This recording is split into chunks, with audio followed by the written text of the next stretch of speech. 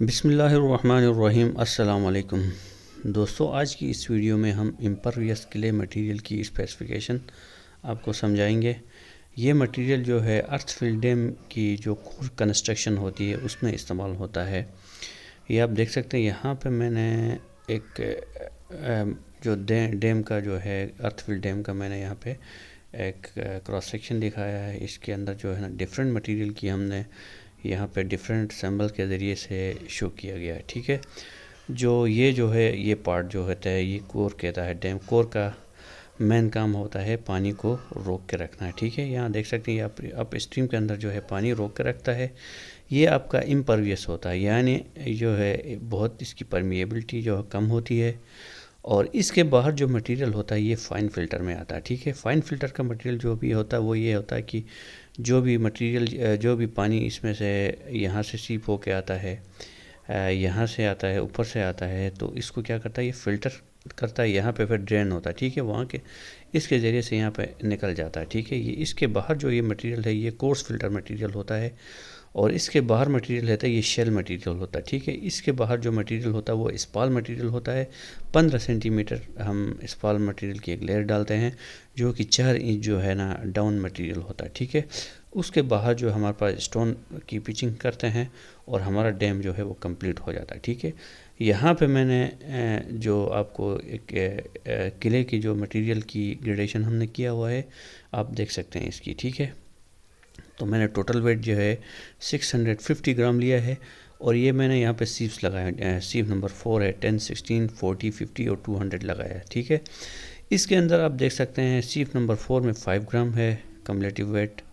उसका जो हमने कम्युलेटिव रिटर्न निकाला 0.8% है, पासिंग निकाला 99.2% है। ठीक है, इसी तरह हमने 10 पे भी निकाला, 16 पे भी निकाला और 40 सीप नंबर 40, 50 के ऊपर भी हमने कम्युलेटिव रिटर्न परसेंटेज निकाला और कम्युलेटिव पासिंग परसेंटेज निकाला। ठीक है, फिर हमने सीप नंबर जो 200 है वो उसमें देखा कि पासिंग जो है वो 70% आ रही है। ठीक है, 70% मिसाल के तौर पे हम इसको वॉश करते हैं। पहले सीप नंबर 200 से जब वॉश करते हैं तो जो भी मटेरियल इससे पास हो जाता है वो आपका होता है क्ले मटेरियल। ठीक है, बाकी जो मटेरियल बचता है हम ये सीप्स हम लगाते हैं। लगाने के बाद इसकी एक ग्रेडेशन हमने एक बना दिया। उसके बाद जो बाकी जो स्पेसिफिकेशन है वो आपके साथ डिस्कस करेंगे। ठीक है, स्पेसिफिकेशन में सबसे पहले इसकी आती है कोएफिशिएंट ऑफ परमिएबिलिटी। हम इस क्ले मटेरियल का निकालते हैं। इसमें दो तरह के आप सैंपल ले सकते हैं, एक अनडिस्टर्ब सैंपल होता है और दूसरा डिस्टर्ब सैंपल भी होता है जिस पर आप परमिएबिलिटी टेस्ट करते हैं। ठीक है, इसी तरह हम इसमें कोहेजन निकालते हैं। उसके अलावा एंगल ऑफ इंटरनल फ्रैक्शन जो हम निकालते हैं वो डायरेक्ट शेयर की मदद से निकालते हैं। मैंने इस केस में 35 डिग्री निकला है मेरा, और ये तकरीबन 20 यानी 15 से लेकर 35 तक हो सकता है। ठीक है, एंगल ऑफ इंटरनल फ्रैक्शन। इसके अलावा हम बाकी चीज़ें देखते हैं। यहाँ पे आप देख सकते हैं मैंने मॉडिफाइड प्रॉक्टर टेस्ट किया है। इसकी जो MDD आई है 116 पाउंड पर CFT। ठीक है, इसका OMC हमारे पास 10% है। उसके बाद हमने इसकी लिक्विड लिमिट और प्लास्टिक लिमिट हमने मालूम किया है। फिर हमने PI इसकी निकाल दिया। ठीक है, अटरबर्ग लिमिट्स टेस्ट जिसको हम करते हैं T89 और 90 की मदद से। उसके अलावा हम इसकी पिन होल डिस्पर्जन टेस्ट होता है। उसके अलावा इसमें एक क्रम टेस्ट होता है। क्रम टेस्ट की मदद से भी आप आसानी से क्ले मटेरियल को चेक कर सकते हैं, जो कि एक यानी आसान टेस्ट होता है इसमें। ठीक है, यानी एक क्रम बना के पानी में डिप करना होता है।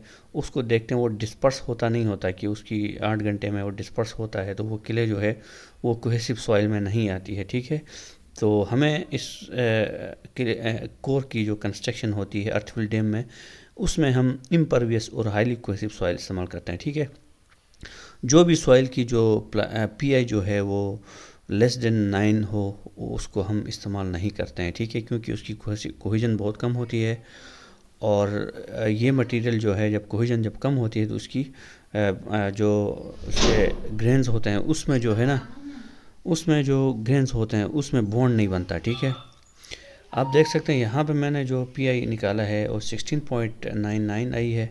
तो ये मटेरियल हमारे पास अच्छा है, इसका मतलब है। ठीक है, यहाँ पे आप देख सकते हैं, यहाँ पे एक ये मटेरियल हमने इस्तेमाल किया है, दूसरा ये मटेरियल भी हम इस्तेमाल कर सकते हैं जो कि क्ले मटेरियल है, जो डैम की कंस्ट्रक्शन में बहुत इम्पॉर्टेंट होता है। ठीक है, तो दोस्तों आज की इस वीडियो में इतना ही। अगर आपको किसी किस्म की कन्फ्यूजन हो तो आप मुझे कमेंट करके बता सकते हैं, आपको मैं एक नई वीडियो बनाऊंगा, या अगर इसका जवाब छोटा बनता तो मैं आपको कमेंट की रिप्लाई कर दूंगा। ठीक है, तो अगर आपको ये वीडियो अच्छी लगी है तो वीडियो को लाइक करना है, चैनल को सब्सक्राइब करना है। ठीक है, thank you for watching this video.